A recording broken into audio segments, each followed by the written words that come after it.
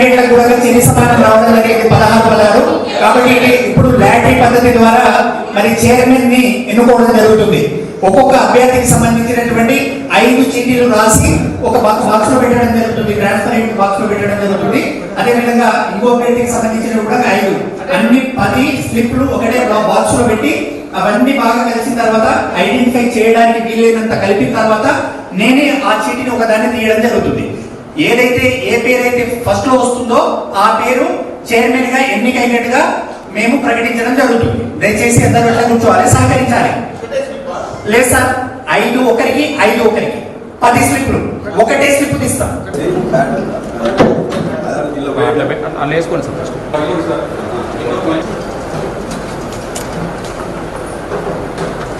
ఒకటి తీసుకున్నాను సార్,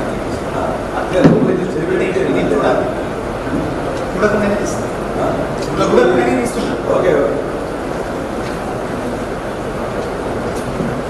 ఒకటి తీసుకున్నాను సింగిల్.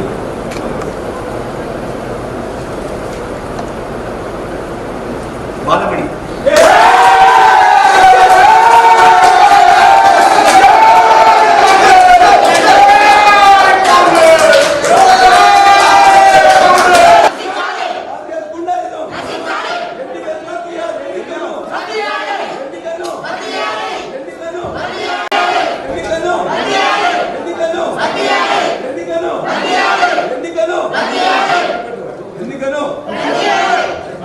పేరు చెప్పమ్మా. నేను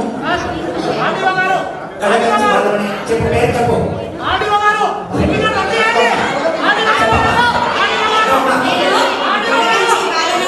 అని నేను జనగామ మున్సిపల్ కౌన్సిల్ చైర్పర్సన్ గా